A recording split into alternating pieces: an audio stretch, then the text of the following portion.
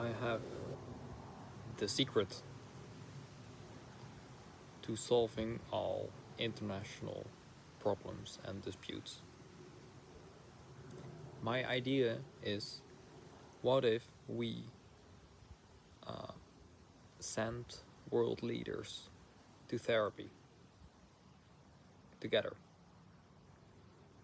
More specifically, what I mean is that world leaders of various countries, they will get together with any other world leader that they have any sort of either a personal relationship with or an international relationship with, and they'll get together with the other world leader in the presence of a therapist, and then they'll talk in the same way that couples would do in couple therapy. And so, of course, there are a lot of countries with a lot of leaders, so there would be a lot of arrangements to be made, a lot of appointments. But I thought it was a funny idea, and it might not only be funny. It might, if it does happen, it might be fairly effective in resolving international disputes and improving relationships between countries and leaders. Now, I don't think it will happen because it is a bit absurd, and it is also very much against the culture of like a world leader, who are generally expected to be pretty strong and tough and dominant, to then go to therapy with another world leader. It's not really their vibe. But hypothetically, if it would be, I think it would be a very useful thing. So, the reason why I think this works, or why this would work if it was tried, is that talking in a therapeutic context is, in general, very beneficial to helping mutual understanding, to help resolve issues between people.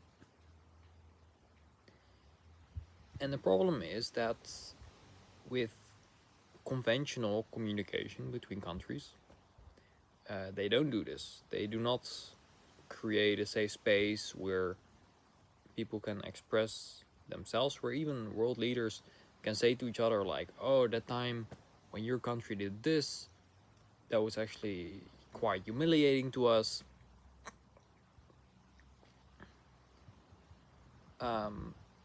There are these types of things are usually not discussed.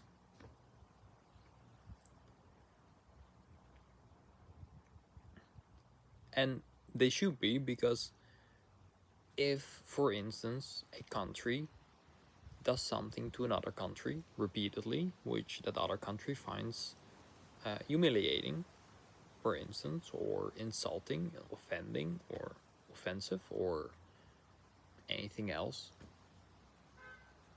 then they're going to develop a grudge. Then they're going to feel resentment against that particular country that did those things to them.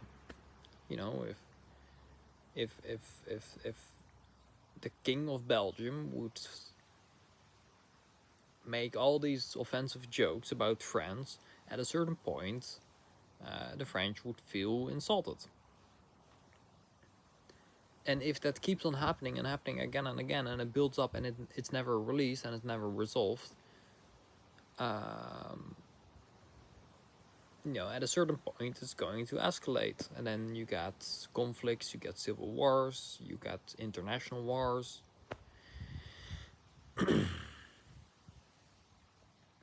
So in that sense, I do believe that this can genuinely help a lot of geopolitical relationships, if this were to be applied.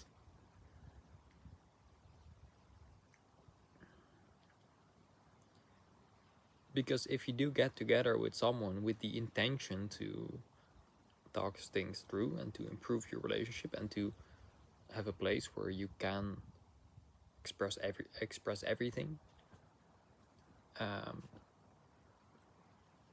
then it will help.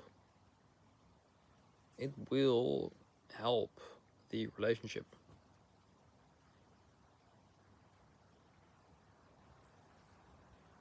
And the reason I am applying this to world leaders is, first of all, because it will be funny. Like, can you imagine, like, if Donald Trump and Putin would get together, but then with a therapist who is all the time mediating things? Because now you have like these two really like these bad boys, and they're constantly like kind of, how do you say, they're acting very tough to each other, and they're boasting to each other and bragging like, this is how much power we have, and this is our military. And it would be a completely different dynamic if these talks were held in a therapeutic context.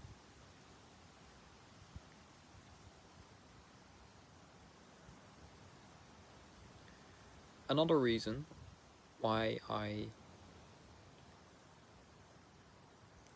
say we should incorporate world leaders with this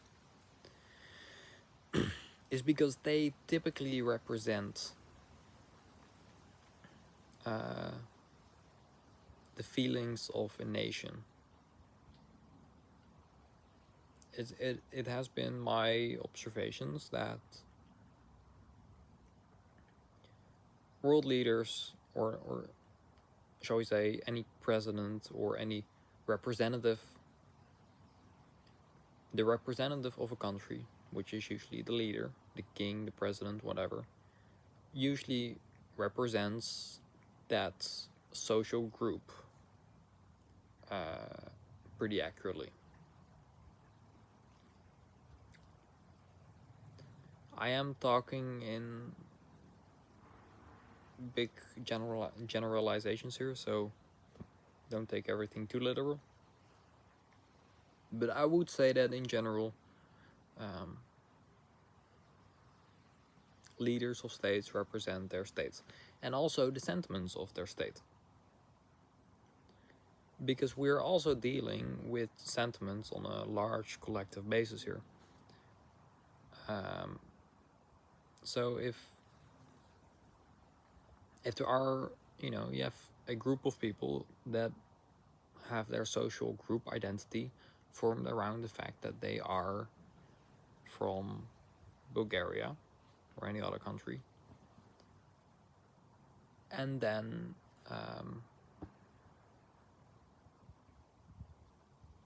if someone attacks the country of Bulgaria or insults it,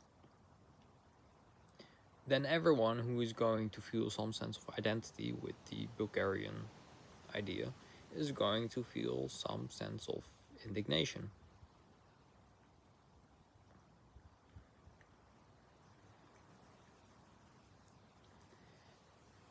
And the leader of that place is going to represent these sentiments the best, or at least to a decent extent. And if he then, or she, resolves those sentiments, it will help the entire group. Which is a pretty far-fetched way of me saying that this will improve, this could improve the geopolitical relationships of people at large, of entire groups of people, because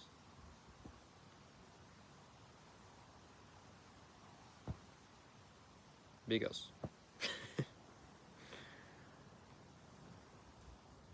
so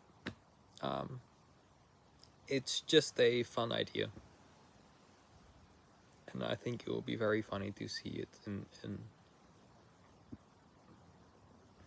see it being applied, and also probably very useful. But well, hey, we can dream, because is it very likely to happen?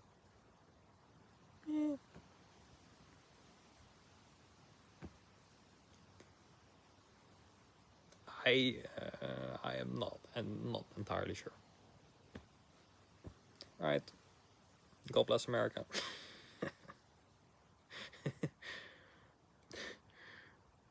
I just think that's a funny thing to say.